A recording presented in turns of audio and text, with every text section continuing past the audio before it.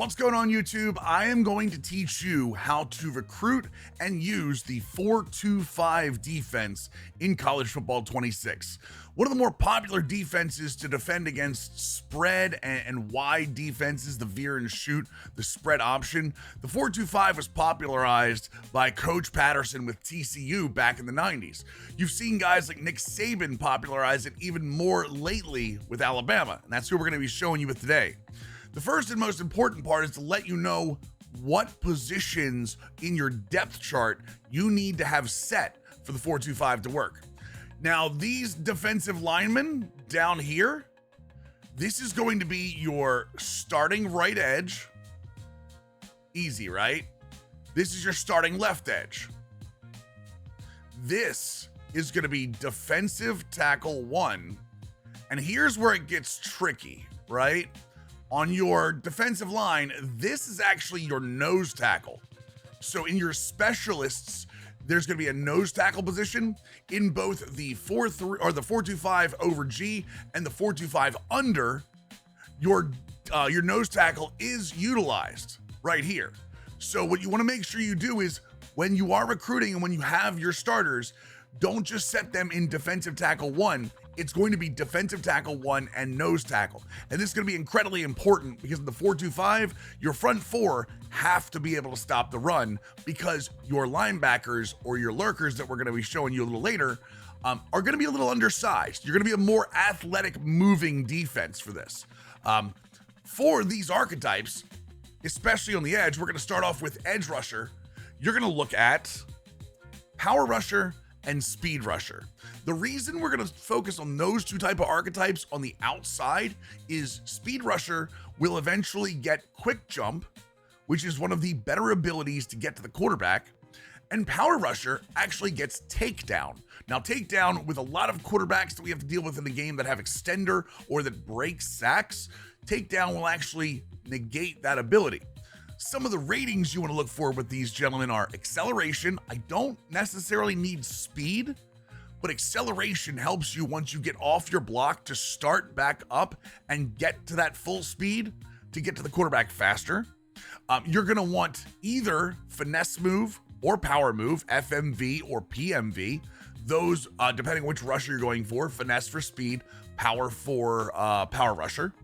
And you're also going to want to try to get, if possible, but this is down the line on the priority list, strength. Strength always counters the very first interaction with the offensive line, and you're going to see me talk about that here in just a second when we talk about the defensive tackles that we're going to move to. These are the most important run stoppers on your field. Okay, so we're going to go for gap specialist. And the reason we go for gap specialist for defensive tackle is because it comes equipped with every single ability that you are going to need to stop the run. It comes with inside disruptor, outside disruptor, option disruptor, and grip breaker.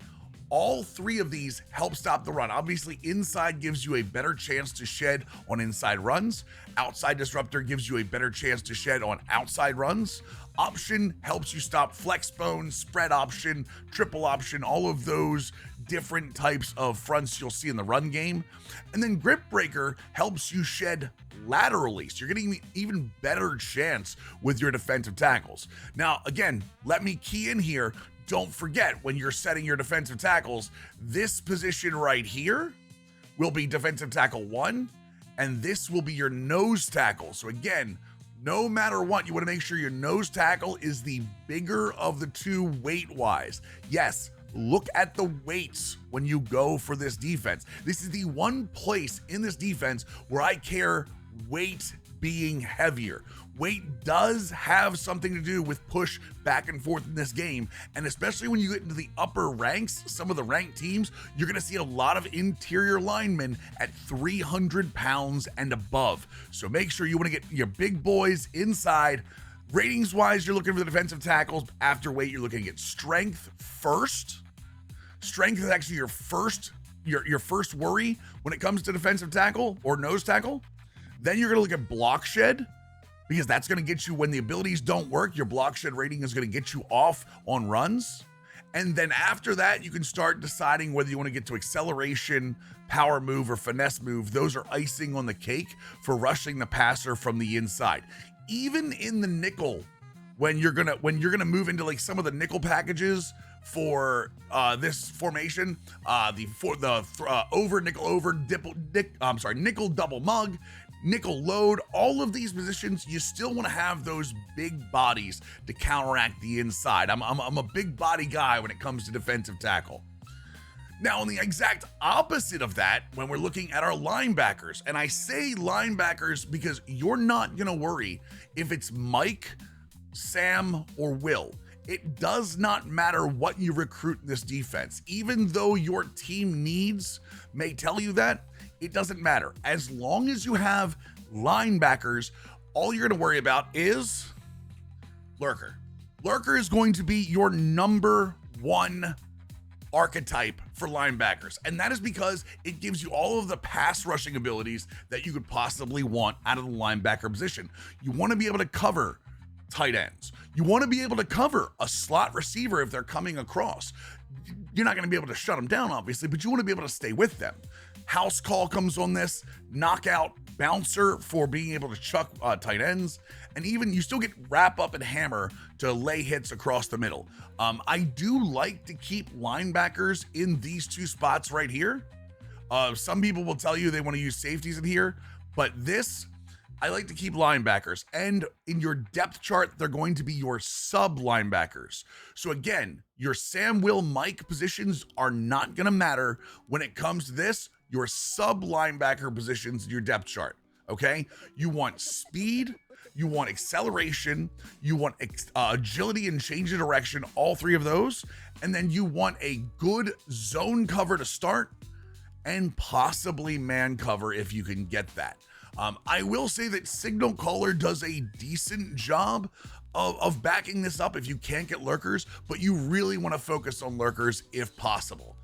If you want to throw a thumper in there once in a while just to mix things up and get blow up and aftershock, I think aftershock is one of the better abilities in Dynasty, especially with how heavy wear and tear can lean on not only you but the CPU.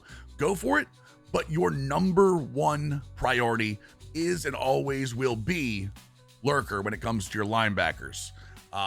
Next up, we're going to talk about the outsides. Now, I'm being very clear about this. Your defensive backs are broken up into 5 different groups, okay? And that is going to be, first of all, in your depth chart, you're going to look at your cornerbacks.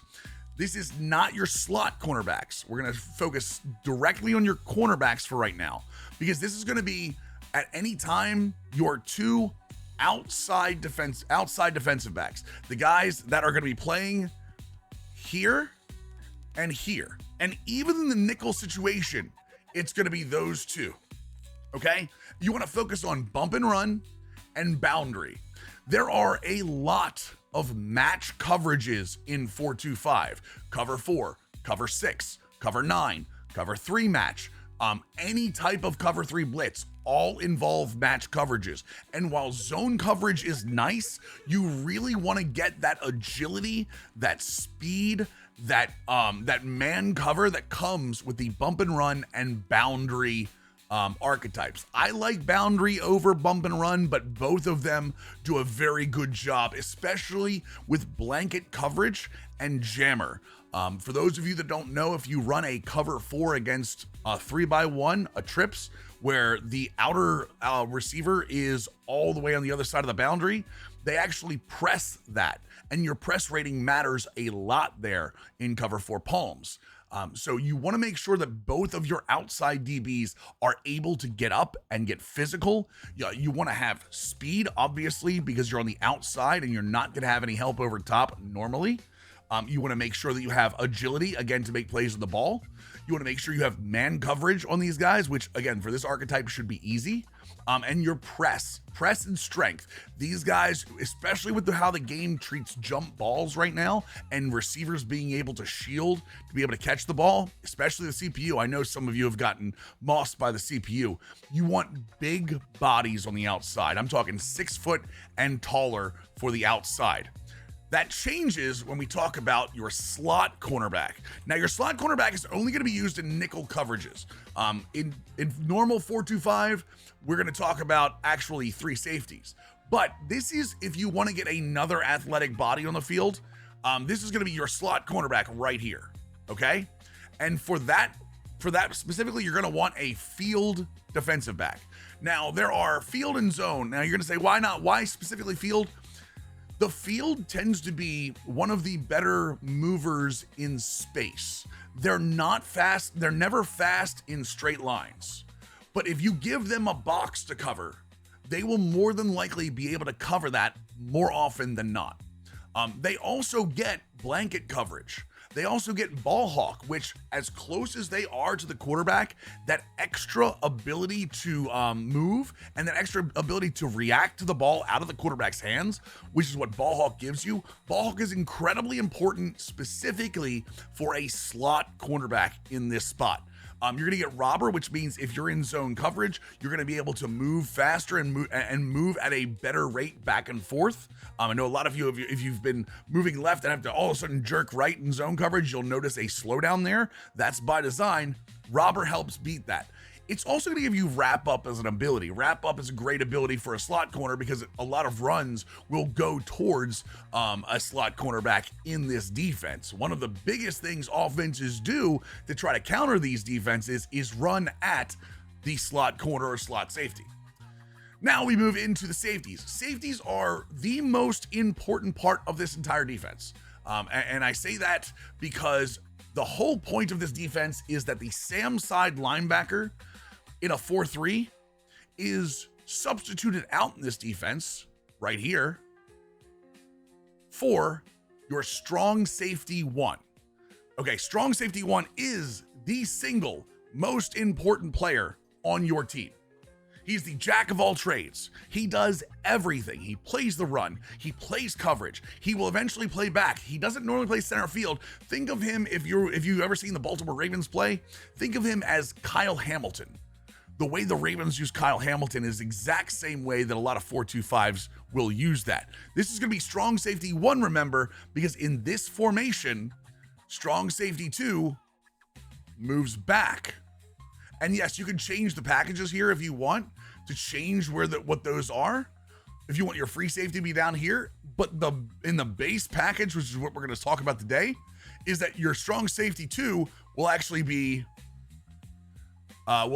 back in the backfield up here. Sorry, let me get this back to there. This is strong safety 2, and this is free safety 1. Okay, so strong safety 2, free safety 1. This is why we're separating the different safeties in what we want.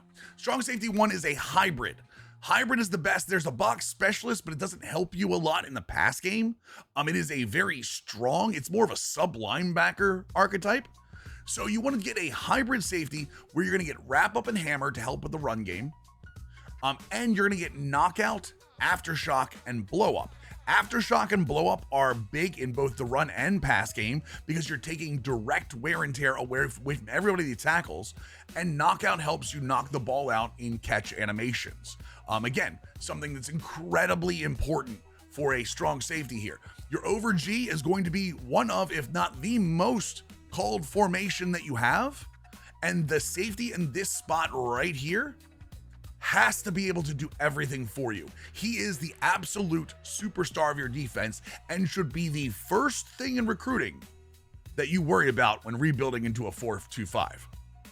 After that, we're going to look at strong safety 2. Strong safety 2 is going to be playing over top more often than not.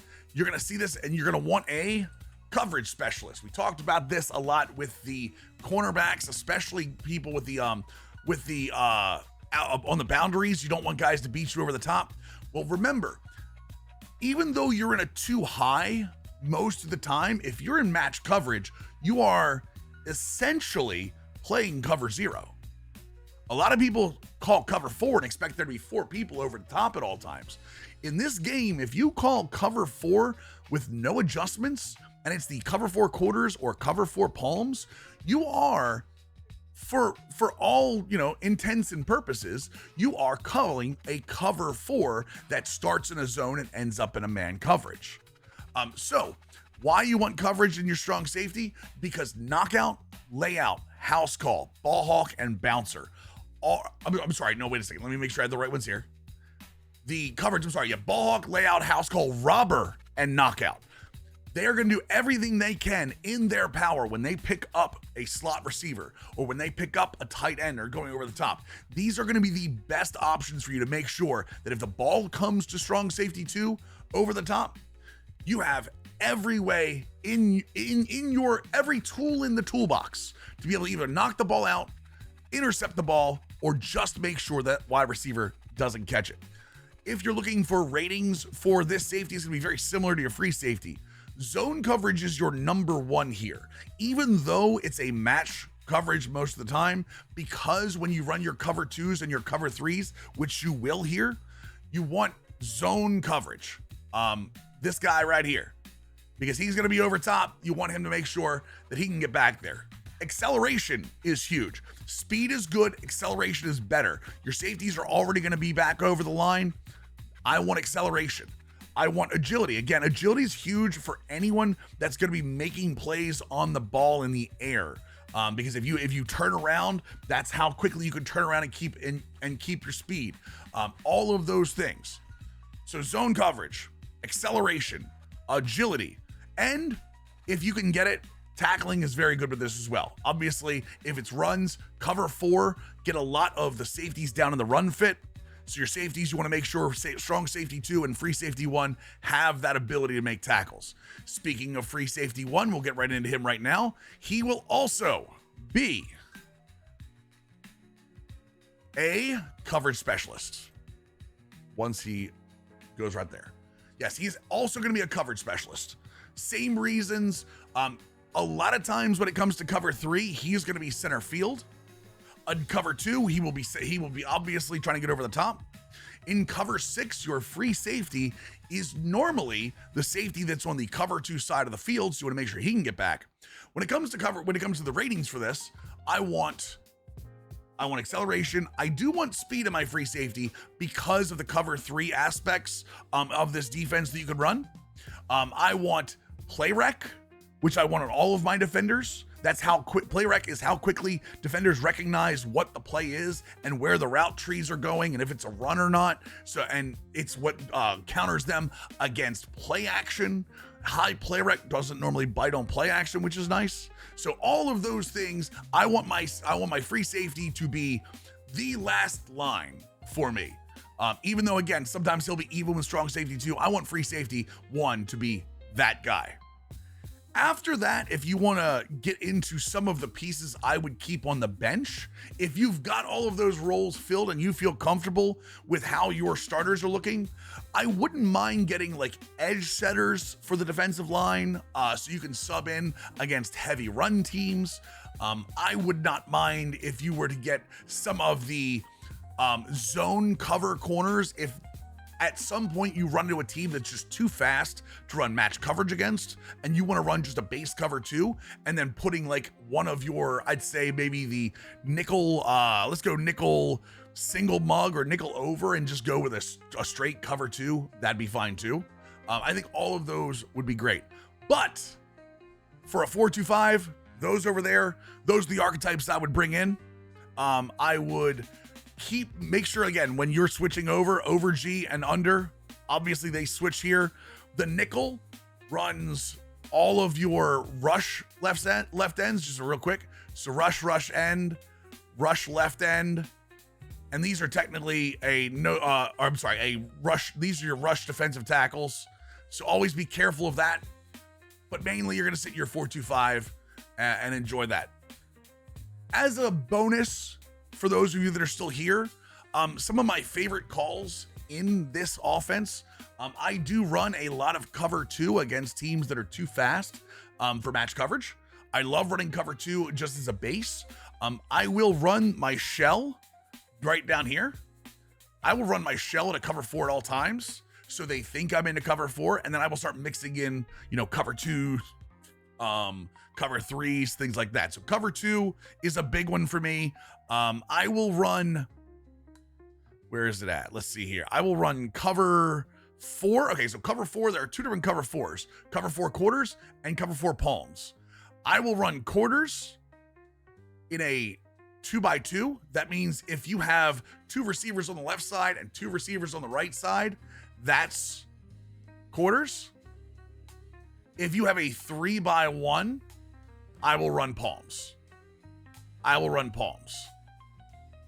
So those are the 2 calls right down here that I will run the most often. If I'm in a defense against an offense where I feel like I match up well with them or I dominate them athletically. If I'm a much more athletic team, I will run more quarters and palms.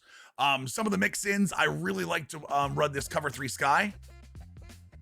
But again, keeping the cover 4 shell, I like to make sure that this route or this coverage right here is against the weak side of the defense. So whatever side you see more receivers on, I like to run this on the other side. You can run auto flip if you want, if you run auto flip off. So if you have, say, if you have 1, 2, 3 receivers over here, that's counted backwards, but sorry coaches in the audience. If you have 1, 2, 3, I like to run this against this side. That's where you want to make sure the safety that's in the purple right here, I like to run that side. If the 3, 2, 1 goes over here, I like to flip it and make sure that I'm on the other side. That's because this provides a good 4-man drop coverage against 3 heavy. The other things that I really like to run, cover 6 in the red zone. This is a personal favorite of mine and something that the NFL has started to run more often. I like to run cover 6 in the red zone because you can go with a match coverage against, again, the strong side of the offense, and then cover the entire end zone with 3 guys on the weak side. Also, if you have a number 1 receiver that you're having a ton of problems with, really just cannot stop them. Think Ryan Williams, Jeremiah Smith. I also like to run cover 6 if they're isolating that receiver. So if you've like I talked about a 3x1, so it's 3 and 1, and this is an absolute star. I like to run the cover 6 against the 1 so I can bracket them with 3 guys. Unless this guy is on a crosser, which, let's be real, your pass rush should be getting home. I like to run cover 6 against that. I don't blitz a ton. When I do, I like to blitz in the weak side blitz 3, which is right here. The weak side blitz 3. And I like, where's my strong side? And a strong side blitz 2. So weak side blitz 3, you want to make sure this blitz is coming off on the weak side of the defense. And on strong side blitz 2, you want to make sure that you are coming off the strong side. You want this to come against this side to come against the tight end or against wide receiver heavy. I will say be careful of the the blitz 3 here. This is a match coverage behind the blitz. If I am, again, not in a place where I'm athletically dominant against an offense, I will actually shade the coverage back. That's triangle and up on the right stick, or Y and up on the right stick if you're on Xbox. So that way it'll go into a normal zone drop coverage. If you have any questions about the 4-2-5, please leave them in here. If any of this helped you, subscribe, like the video, share it out to anyone you need. This is going to be a series. I'm actually going to be doing all of the defenses. If you have a defense that you'd like to see recruited for, leave it in the comments. Until next time, I'll see you later.